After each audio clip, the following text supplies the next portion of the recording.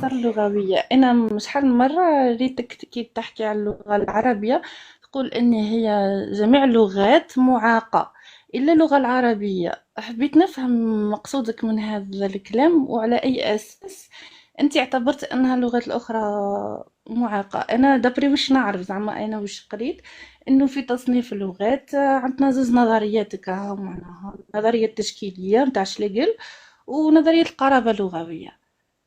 بصح ما مرش عليا من قبل انه هذا الكلمة انه جميع اللغات معاقة الا العربية. شدتني ديما نشوف هذا التعليق من عندك وما فهمتهاش. اذا ممكن خير إن شاء تشرح الله. لي من فضلك. مش مشكلة. آه، إن ابتداء يعني إن نوجهك لرسالة دكتوراه سموها المقارنة بين اللغة العربية واللغات المعاصرة، أو اللغة العربية ومكانتها في اللغات المعاصرة، للطيب ابن عمر، وهو عضو اللجنة الأكاديمية الإنجليزية في بريطانيا. هو أصلا اختصاص لغة إنجليزية. وفي نفس الوقت هو يعني هو بروفيسور في الإنجليزية وبروفيسور في اللغة العربية، في نفس الوقت دكتوراه لغة عربية. وهو أستاذ مدرس في جامعة أم القرى في مكة. باختصار يعني هو قام بدراسة في كل الفصول. نبدأ بها فصل فصل يعني حتى تتضح الفكرة أكثر وأقل. ابتداء يعني نروح إلى جانب الإملاء. مثلا جانب الإملاء في اللغة العربية كل حرف تنطقه تكتبه، أو كل كتابة لحرف تنطق على أساس أنها حرف. حرف الكاف ينطق كاف ويكتب كاف، يعني لا ينطق كاف ويقرأ ويكتب مثلا قاف أو شين أو غيرها من الأمور.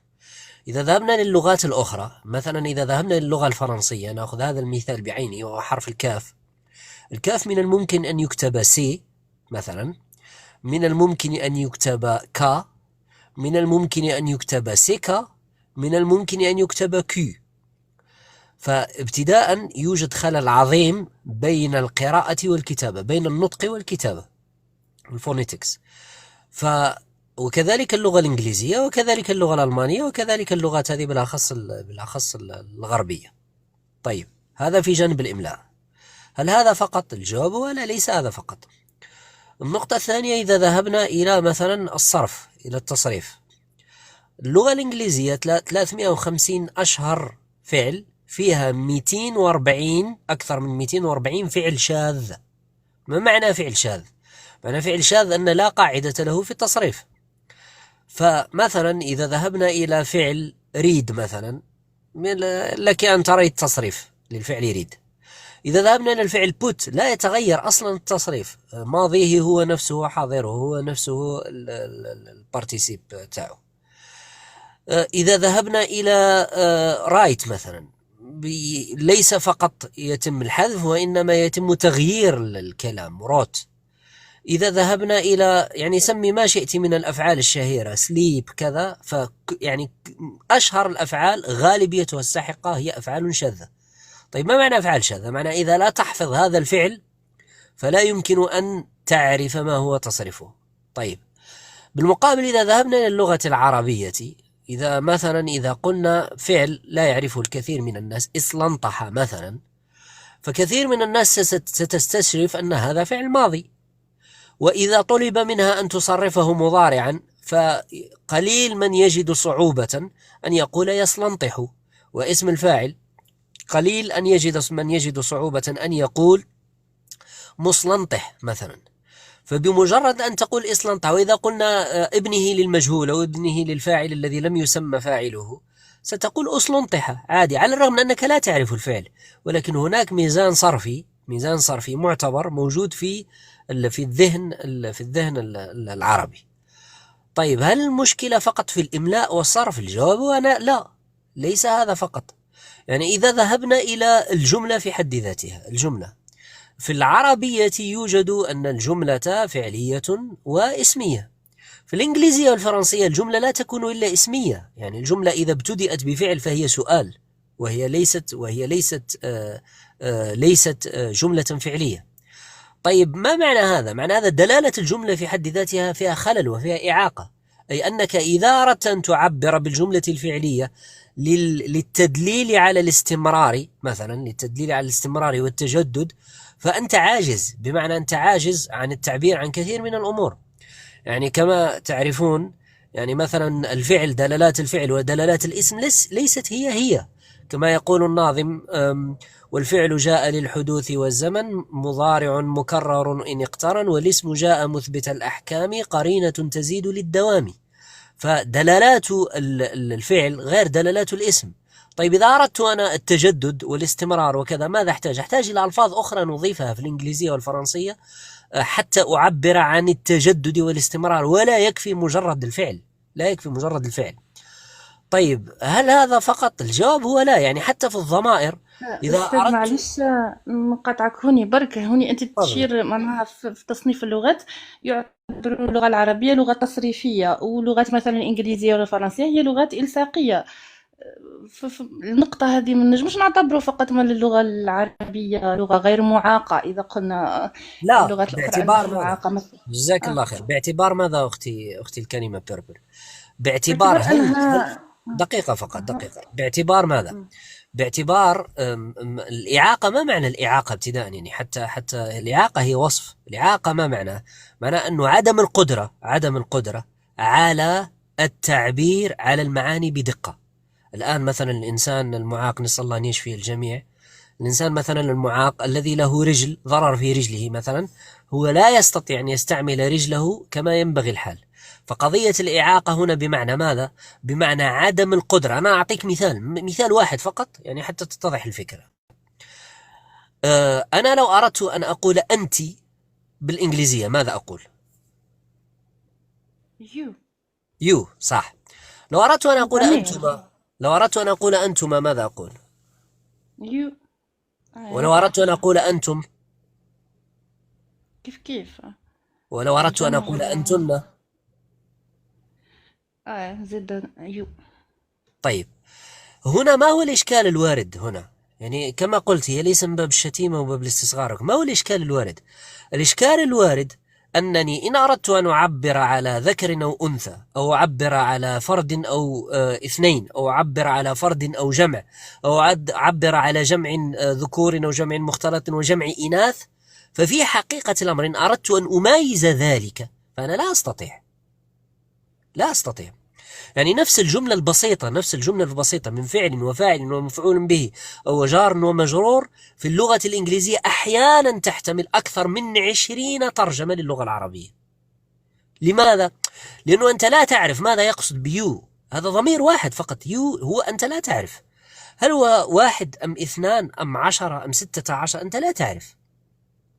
وبالتالي أنت تحتاج إلى إضافة عدة أمور أخرى، وحتى مع تلك الإضافة فأنت ما زلت عاجزا عن التعبير بطلاقة عما تريده. يعني ستعبر عنه بكل ركاكة. صحيح. هوني فهذه السبب يرجع لأنه النحو العربي يعني في الدومين نتاع النحو المقارن لا غرامير كومباري، يقولوا لي هي النحو العربي قديم معناها، وفي وقت الإمام علي لما معناها أمر أبو الأسود الدؤلي إنه يضع قواعد طيب النحو. هنا الفرق ما ولكن هو؟ هنا يوجد الإنجليزية فرق بين. لغة جديدة. لا، هو غير صحيح. هو ابتداء تدوين النحو شيء، وكونه موجود في لغة العرب بداهة هذا شيء آخر. يعني بدأ الناس يدونون النحو بسبب ماذا؟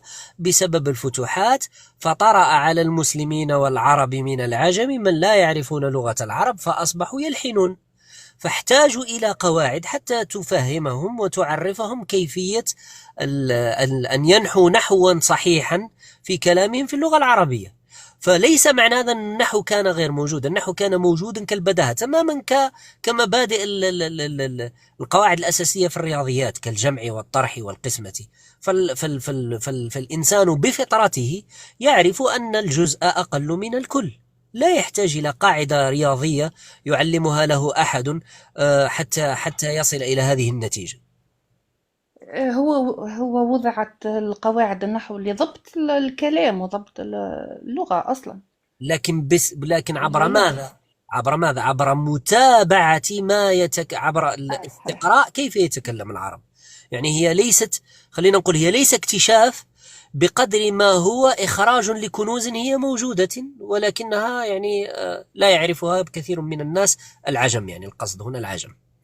طيب النقطة الأخرى التي أريد أن أقولها، وهي في الألفاظ في حد ذاتها. يعني نحن من باب المثال أختي الكريمة، يعني كيف أناديك؟ بيربل ولا كيف؟ يعني فقط حتى لا أخطئ. رندا. رندا. رندا. طيب الأخت رندا، نحن مثلا عندنا الصدقة. هذه الصدقة مثلا ماذا نسميها بالإنجليزية أو أي لغة أخرى لا يهم، يعني أي لغة تتقنينها، ماذا نسمي الصدقة مثلا؟ charity normalement. تشاريتي. Charity. Yeah. طيب تشاريتي مشروع خيري مثلا، تشاريتي لا إشكال في هذا. طيب الصدق ماذا نسميها بنفس اللغة؟ الصدق هانستي مثلا. honesty. طيب نحن حينما نذهب إلى الصدقة، مصدر أو جذر هذه الكلمة هي من الصاد والدال والقاف، من الصاد والدال والقاف. طيب الصدق، ما علاقة الصدق بالصدقة؟ النبي صلى الله عليه وسلم يقول والصدقة برهان على ماذا؟ على صدق إيمان صاحبها. طيب إذا أردنا أن نذهب عمليا، لما تصدق عمر بن الخطاب بنصف ماله، بكم تصدق الصديق؟ بكل ماله. بكل ماله. طيب ما معنى هذا؟ معنى هذا نحن عندنا رابطة مباشرة بين الصدق وصديقية الرجل وبين ما يتصدق به. بعبارة أخرى، هناك سلسلة مترابطة بين الأمور، بخلاف اللغة الإنجليزية. الآن الشاريتي والهانستي كأنها جزر لا علاقة لبعضها البعض. يعني الآن لو أراد الإنسان أن يفكر بالإنجليزية ويقول شاريتي مثلا، طيب ما علاقة شاريتي بالهانستي؟ لا علاقة، لا يستطيع الإنجليزي، لا يستطيع.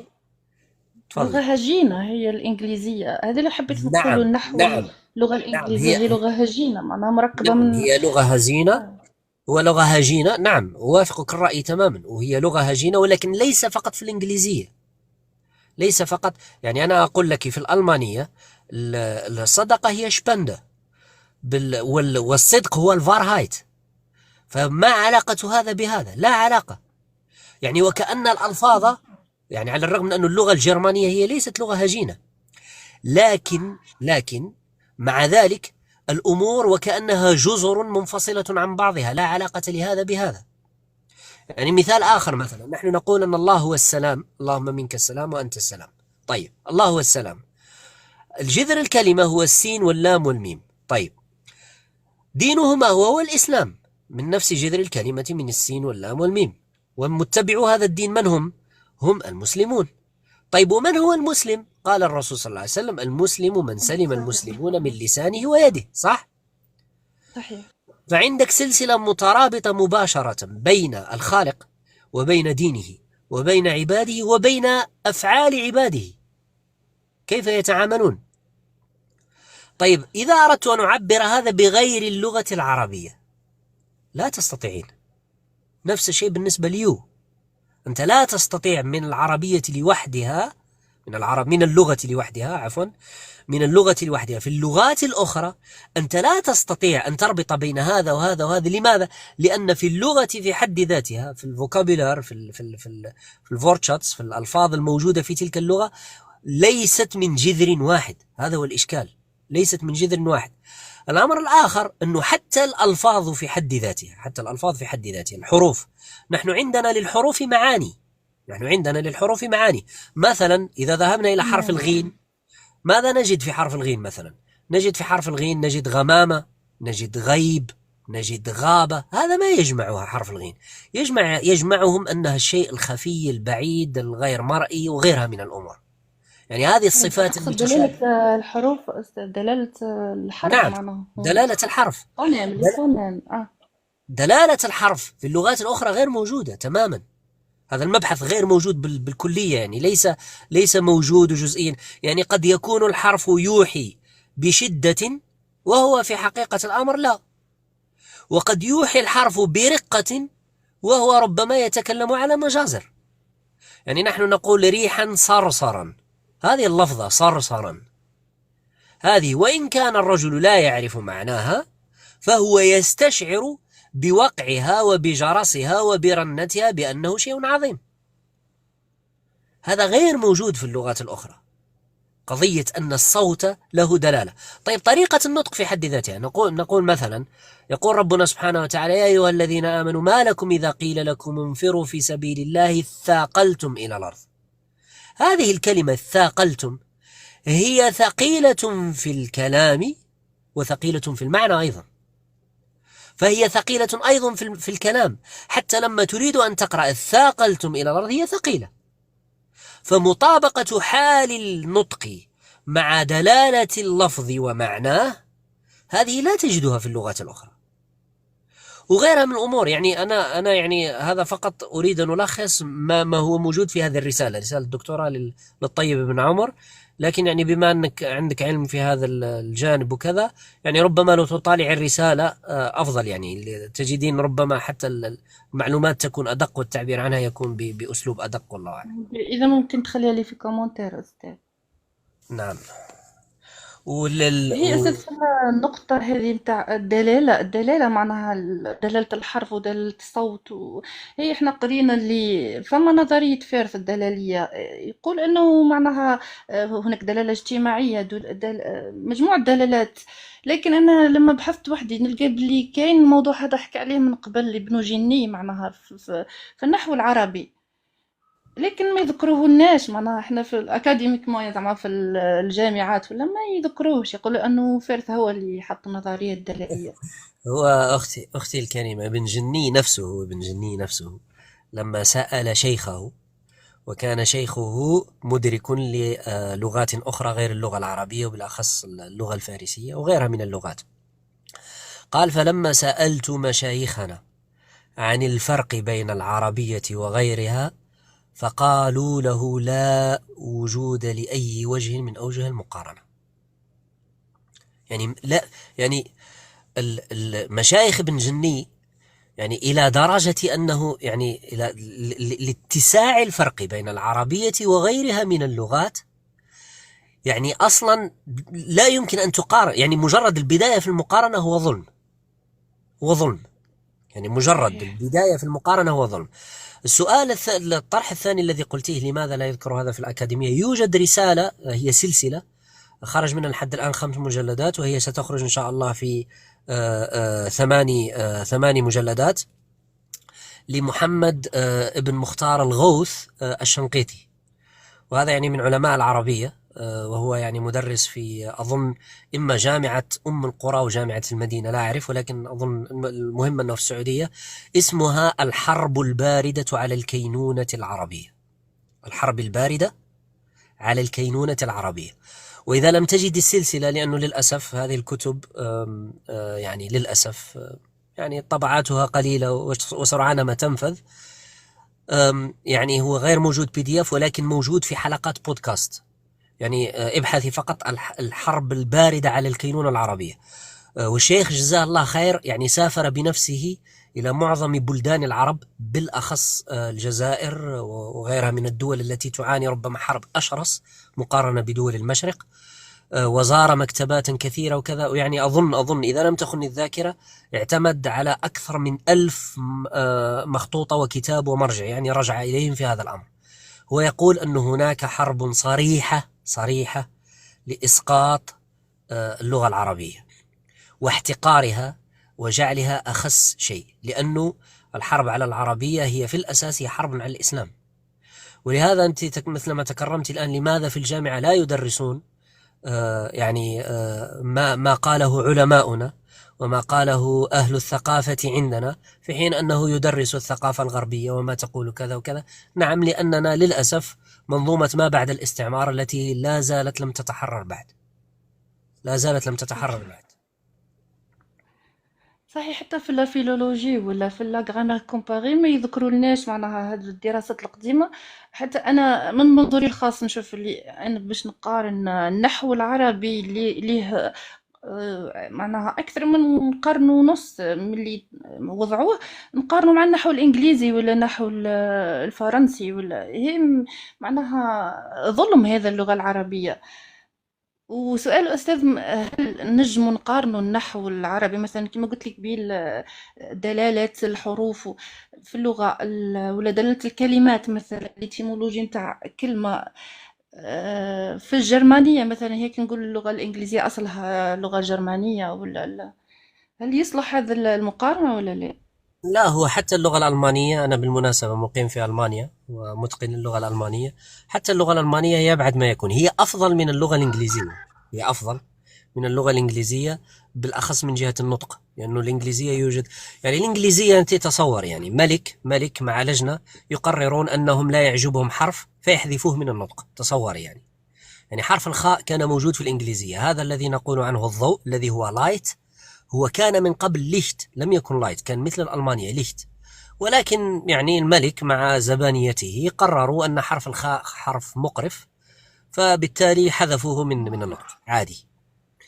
الأخت الكريمة، يعني الآن إذا أتينا بنص إنجليزي قبل 500 سنة، نص عادي يعني لا يستطيع اليوم إنجليزي أن يقرأه. لا يستطيع اليوم الإنجليزي أن يقرأه. لماذا؟ لأنه بعد 1520 1530 حصل ما يسمى بالجريت فويل شيفت، بمعنى أنه تم حذف أحرف وتغيير الأبجدية. هناك حروف في الأبجدية كانت موجودة الآن غير موجودة، مثل هذه الرموز الرياضية، مثل الانتجرال، التكامل هذا الرياضي، مثل الأبسيلون، مثل كذا، هذه كانت موجودة في الأبجدية الإنجليزية، الآن غير موجودة. مثل البيضة التي في وسطها خط، يعني بيضة في وسطها خط، الذي هو حرف TH، يعني ذا. فأنت الآن إذا مسكت نص قبل 500 سنة لا تستطيعين أن تقرأينه. طيب هل إذا قرأتيه هل تستطيع أن تجزمي بأن نطقك صحيح؟ حتى لو استطعت أن تقرأيه هل تجزمين بأنك نطقك صحيح؟ الجواب هو لا. لا أحد يعرف كيف كانت تنطق الإنجليزية قبل فقط 500 سنة. وأول محاولة كتبت فيها بعض الورقات في النحو كانت سنة 1585. 1585 تصوري. يعني الأمر أكثر من هذا. يعني إذا ذهبنا إلى قضية حتى في الفلسفة، يعني الدكتور طه عبد الرحمن رفع الله درجته قال أنه لولا وجود فعل الكينونة، هذا to be في الإنجليزية أو الأوكسيليار آتر بالفرنسية، لولا وجود فعل الكينونة لما وجدت الفلسفة الوجودية بأكملها. يعني أنت تصوري هذه الفلسفة والتي ينتسب إليها كثير من الناس، وأستاذنا محمد المغترب هنا يعني يمكن أن يفيدنا أكثر في هذا الجانب. فهذه الفلسفة التي تضرب بأطنابها في كل مكان في العالم انطلاقا من أوروبا، هذه الفلسفة كلها يرجعها طه عبد الرحمن بسبب فعل الكينونة to be. لماذا؟ لأنه نحن حينما نقول مثلا نحن نقول السماء زرقاء. طيب إذا أردنا أن نقولها بالإنجليزية ماذا نقول the sky is blue. طيب the sky عرفنا هو السماء، يمكن أن نشير إليه. زرقاء نعرف اللون الأزرق ويمكن أن نشير إليه.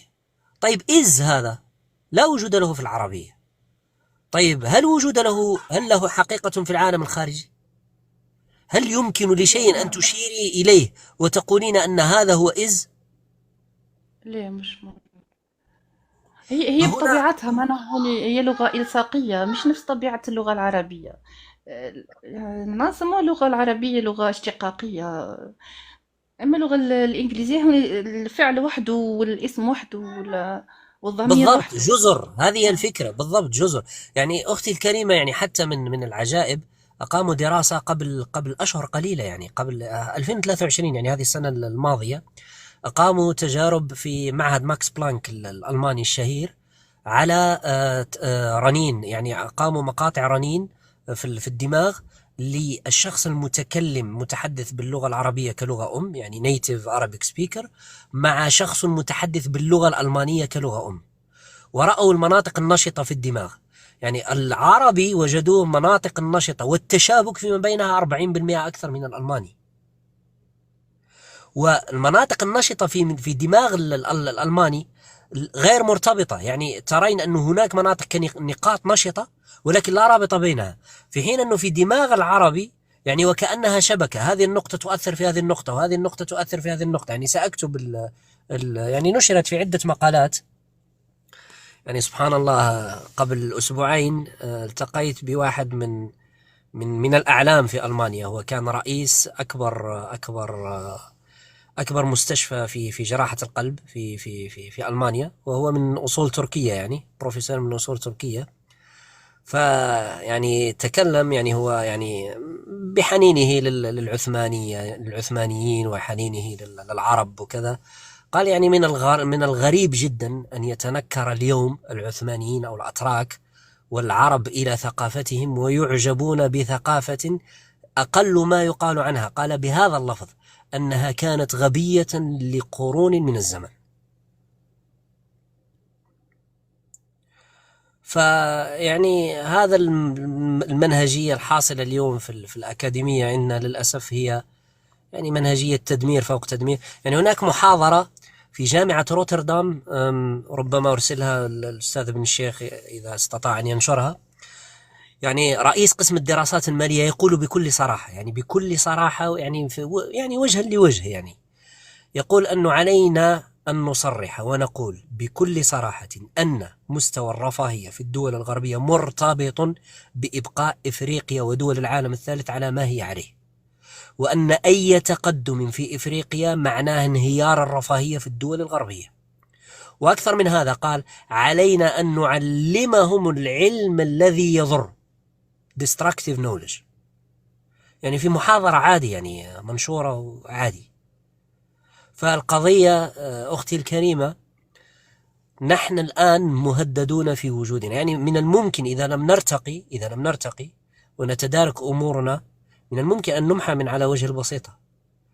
العلاقات بين الدول لا تعرف إلا القوة، فليس غيرنا بأرحم من المسلمين، يعني أرحم. يعني حتى وائل الحلاق قال كما قال في مقولته الشهيرة أن الدولة الأخلاقية الوحيدة، وهو مسيحي، أن الدولة الأخلاقية الوحيدة في تاريخ البشرية هي دولة محمد وأصحابه فقط. الباقي كلهم يعني يمكرون ليل نهار، بل مكر الليل والنهار كما قال الله عز وجل. أستاذنا محمد المغترب، لو معذر على الإطالة. إذا ممكن سؤال آخر ونروح أستاذ. تفضلي. نحب نسأل على موضوع إنه دول شمال إفريقيا، علاقة معناها أنها تعربت. اليوم نشوفوا إنه معظم دول شمال إفريقيا معربة، يعني يقولوا إنه الإسلام عرب هذه الدول. إذا قارناها مثلا بتركيا ولا دول أخرى، هي لم تترك لغتها الأصلية، معناها مازال لم تتحدث العربية. هل الأمر عنده علاقة بنظرية القرابة اللغوية، أنها اللغات الحامية السامية معناها العربية، ومثلا الفرعونية في مصر، ولا هوني في الجزائر والمغرب وتونس الأمازيغية، عنده الأمر علاقة بالنظرية هذه ولا لا؟ والله هو قضية تطور اللغات في أماكن أخرى أو تبني اللغات في أماكن أخرى، هذا عنده عدة اعتبارات، وليس عامل واحد. يعني من باب المثال الدول عادة التي كانت لها قدر من القوة وقدر من الوزن وقدر من الهيكلة، غالبا لم تندثر لغاتها 100%. من باب المثال الفارسية. يعني الفرس كانوا حضارة، وكان لهم هيكلتهم، وكان لهم تمددهم الزمني وغيرها من الأمور. طيب، ما الفرق بين هذا وبين شمال إفريقيا؟ شمال إفريقيا في حقيقتها كانت منطقة ظل، أو خلينا نسميها إن صح التعبير البستان الخلفي لروما. وبالتالي بين قوسين أنه بمعنى أنه أنت مثل مثلا الجزائر زمن الاحتلال الفرنسي كان موجود المعمرين، ما يسمى بالمعمرين. طيب، هذا المعمرين ما كانت النتيجة حينما تم الاستقلال وتم طرد المعمرين؟ أنه هؤلاء المعمرين خرجوا، وبالتالي حياة الناس أنفسهم لم تكن تحت السطوة الثقافية اللغوية الرومانية، بخلاف الثانيين. مثلا إذا ذهبنا إلى إيران وكذا، هي نفسها بلاد فارس. ولهذا هذه اللغة في حد ذاتها حتى في حياة الناس، الإمام أبو حامد الغزالي رحمه الله هو متحدث للغة الفارسية ومتحدث للغة العربية. الأخت ممكن جاءها اتصال.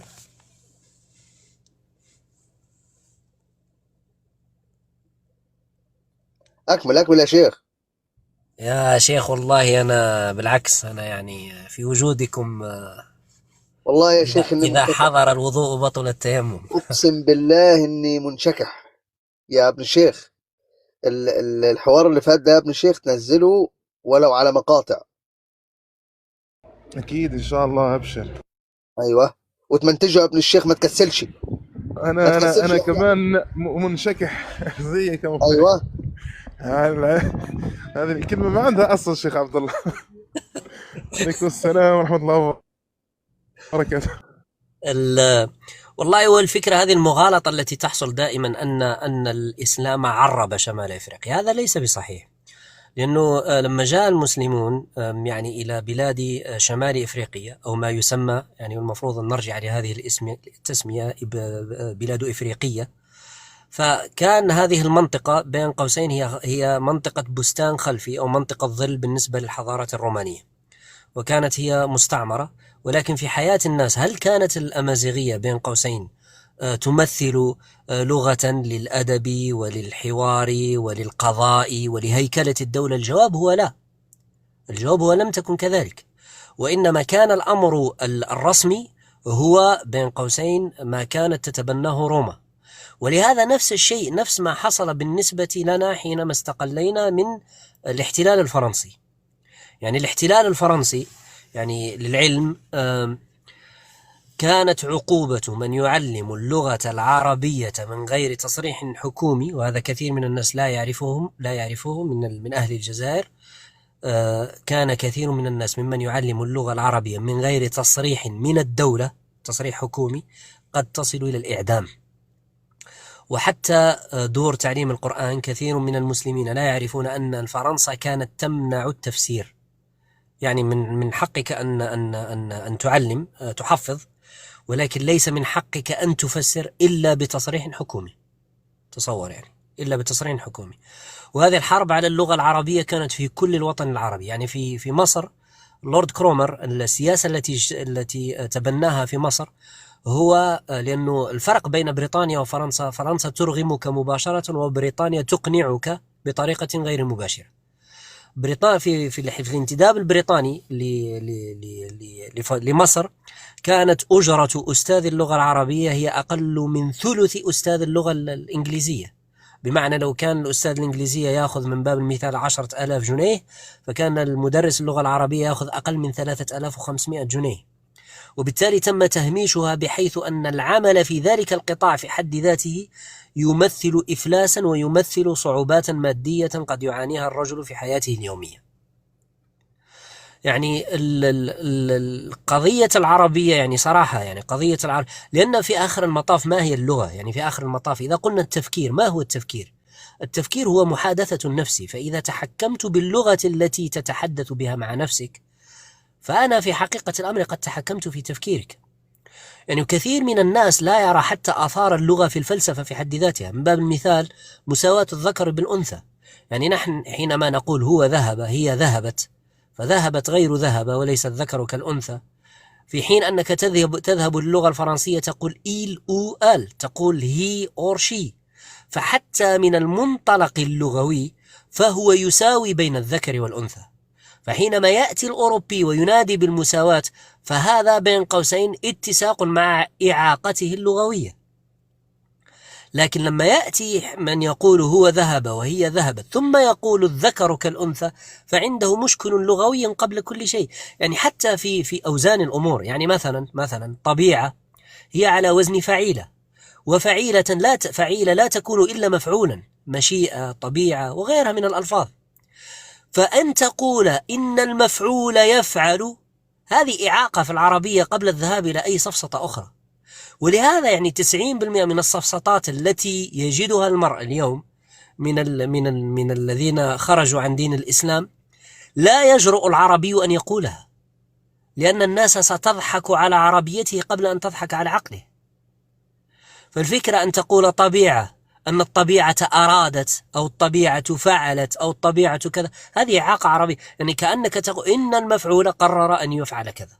طيب هذا مفعول، يعني كيف يفعل؟ أن للمفعول أن يفعل.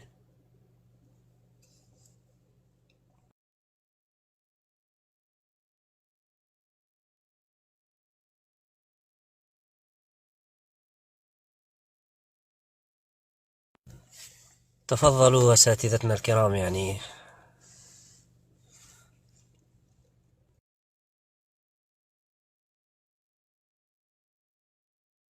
جزاك الله كل خير يا شيخ، جزاك الله كل خير. والله يا جماعة كان يعني بص يا ابن الشيخ، انت قبل ما تنزل الحوار ده انت تبعته لي اساسا الاول كده، تبعته لي كامل كده قبل ما تقطعه الاول. تمام. إضافة بسيطة إلى مداخلة الأخ عبد الله. قام معهد ماكس بلانك في ألمانيا، هذا عنده علاقة بمجالي ولهذا تدخل فيه، بنشر دراسة حول التصوير المقطعي بالرنين المغناطيسي للدماغ عند المتكلمين باللغة العربية وباللغة الألمانية. يعني اللغة العربية كممثلة للغات الأفرو أسيوية، اللغة الألمانية كممثلة للغة الهندو أوروبية. فوجدوا أن المتكلم باللغة العربية يقوم الكلام باللغة العربية بتنشيط الفصين الدماغيين الأيمن والأيسر، بينما المتكلم باللغة الأوروبية أو الهندو أوروبية أو الجرمانية على الأحرى يقوم بتنشيط الشق الدماغ الأيسر فقط. ومن هذا استنتج أن اللغة العربية تقوم بتنشيط الدماغ أكثر من أي لغة أخرى.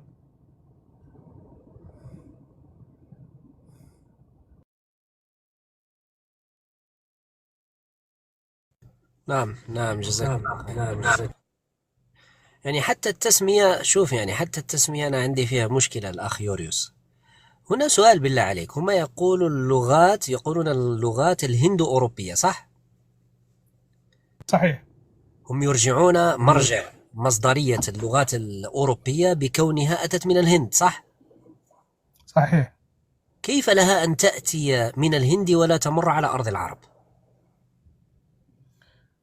نعم، هم نظروا لها على أنها جاءت من الهند مرورا بأرض فارس، يعني اتباعا لطريق الهجرة للشعوب الآرية كما نظر لها علماء الألمان في القرن الثامن عشر والتاسع عشر، نزولا بإيران يعني بأرض فارس، ثم من ذلك انتشرت إلى باقي المناطق. دقيقة أتلقى مكالمة، عفوا إخوتي.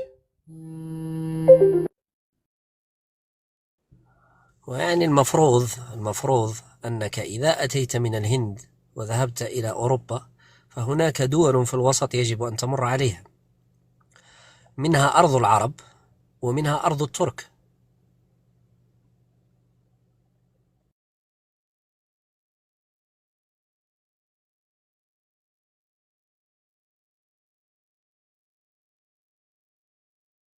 يعني هذا من الأمور سبحان الله في هذا الكتاب شمس العرب تسطع على الغرب، من الأمور التي أسهبت الباحثة الألمانية في ذكرها أن الأوروبيين كانوا يأخذون كل شيء ولا ينسبوه إلى أصحابه. أي شيء أخذوه لا ينسبونه إلى صاحبه الأول، نظرية كذا، طريقة كذا، وكلها يعني نسخ لصق، ولكن لا أحد ينقل على أنهم أخذوها من المسلمين. وهذا سبحان الله يعني مصداقا لقول الله عز وجل حسدا من عند أنفسهم. لكن تيجي عندنا احنا يا شيخ، ها تفتح اي كتاب تلاقي قال فلان وقال فلان وقالت الفرقة كذا وقالت الفرقة كذا وقالت الفرقة كذا، ونرد على بعض ونقول لا انتوا ما فهمتوش كلامهم، لا ده ما كانوش قاصدين كده، لا انتوا فهمتوهم غلط، لا انتوا تجنتوا عليهم، ونتهم بعض علشان خاطرهم ونحقق اقوالهم. سبحان الله يا ربي. يقول لك شبشب في القرن 15 يقول لك انتوا منحازين. والله يا أستاذنا الحبيب، يعني حتى شبه المستشرقين كلها مأخوذة من الطوائف الإسلامية، يأتي بالشبهة ويحذف الرد، كلها يعني طريقة خبيثة سبحان الله في التفكير. يعني من الغرائب يعني هم بصراحة هم أخذونا بجدية، يعني هذا الأمر يقال صراحة، يعني أنه لم يستصغروا المسلمين وإنما أخذوا الأمر بجدية، يعني لدرجة أستاذنا الحبيب أنه في 1895 رسالة دكتوراه في جامعة هايدلبرغ الألمانية، رسالة دكتوراه بأكملها من واحد اسمه والتر على محنة الإمام أحمد مع المعتزلة فقط، يعني قضية خلق القرآن، رسالة دكتوراه بأكملها يعني في 1895، يعني ليس البارحة أو كذا، 1895.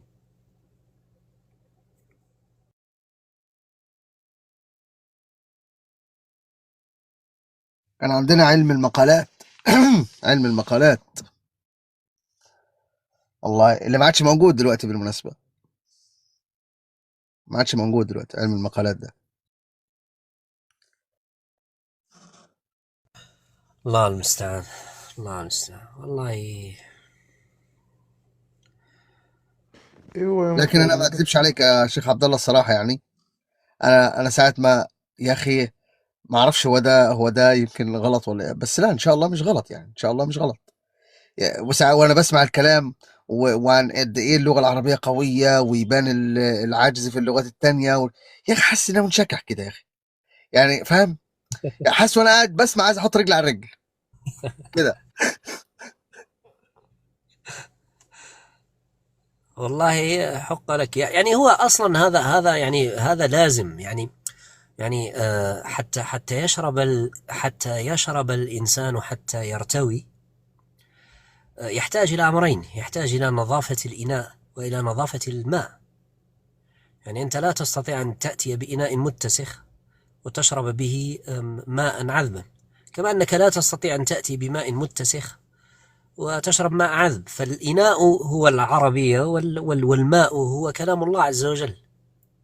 فالإناء يجب أن يسمح، يعني يجب للإناء أن يسمح بأن يكون قابلا لماء عذب. انا انا عندي دعوة يا شيخ، وان كان يعني انا ما حققتش فيها الاستقراء يعني، ولكن انا هكذا اعتقد بصراحة بناء على المعطيات اللي انا شفتها، يعني ان كل العلوم اللي نشأت ليها علاقة باللغة والتواصل ودلالات الألفاظ والكلام والأصوات والكلام ده، كل الحاجات دي أنا ما أظنش إن هم تجاوزوا ربع اللي عملوه علماء الأصول، أصول الفقه عندنا إحنا، لأن كان علماء الأصول فيما بعد علماء اللغة كمان، في زيادة كمان على علماء اللغة. ده اعتقادي بصراحة. في حاجات تخليك فعلا تنبهر، يعني تقول واو. ازاي ازاي الكلام ده؟ والمسلمة في كل الفيلم ده، يعني كل ال- العجائب اللي بتشوفها في أصول الفقه دي، كل ده مبني على القرآن. وبعدين يجي لك واحد يقول لك هو معجز في ايه؟ فين هو؟ ما انت مش انت مش هتعرف معجز في ايه. هتعرف منين انت البعيد؟ هتعرف ايه؟ هتعرف إيه؟ اذا كنا احنا بالعافية نفهم احنا بالعافية نفهم، هتعرف منين انت ان هو معجز؟ هو المشكلة أستاذنا، يعني يعني من عجائب القرآن ومن عجائب معجزات الله عز وجل، يعني ابتداء هذه الأمة لم يكن لها أي ذكر. يعني هذه أمة بدو، أمة كذا، مثل ما قال رستم: الجوع أخرجكم أم الطيش؟ يعني أنتم يا ناس جوعى تريدون الأكل، يا ناس جننتم، يعني وأصابكم ضرب من الجنون فأردتم أن تطيشوا على غيركم. طيب، شاء الله عز وجل أن لا ينسب فضل إلا له سبحانه وتعالى، فما كانش معايير قوة ودولة وإمبراطورية وكذا، لا، ناس بدوا كذا في منطقة حارة معزولة لا يوجد فيها لا وسائل تكنولوجيا ولا وسائل ترف ولا هم يحزنون. الشيء المركزي الجميل كله أن هذه الأمة أمة أميين. طيب، من الذي علمها ومن الذي رفع قدرها بالعلم؟ هو القرآن، فلا ينسب فضل إلا في القرآن. من العجائب مثلا قضية مقدمة الكتاب. من أين تعلمت البشرية مقدمة؟ تعلمته من القرآن، من الفاتحة. كما يقول محمد عبد الله الدراز رحمه الله: لولا الفاتحة لما عرفنا أهداف القرآن والغايات من القرآن. لأنه أنت لما تأتي إلى كتاب يتكلم في قصص كثيرة ويأخذ بك يمنة ويسرى، وهذه أحكام وهذه قصص وهذه كذا، أنت في الأخير تريد أن تقول يعني ما الهدف، يعني ما المراد من هذا الكتاب. فالفاتحة يعني أم الكتاب لخصت الموضوع بأكمله. ما هو الموضوع؟ ابتداء ليس عندنا وقت، يوجد خالق أوجدك، هذا الخالق هو رب العالمين جميعا، وهذا الخالق صفته أنه يريد أن يرحم عباده إلا من أبى، وأنه في آخر المطاف انتبه يوجد يوم للحساب. طيب ما هو المطلوب إذا كان يوم الحساب؟ المطلوب منك أن تعبد. طيب ما هو طريق العبودية هذه؟ أن تتبع هداية الله عز وجل. في ناس ضالة، نعم، في ناس مغضوب عليها وفي ناس كذا، هذه هي المقدمة. تأسيا بالقرآن أصبح الناس يكتبون مقدمات الكتب، تأسيا بالقرآن حتى يفهم ما المراد بهذا الكتاب.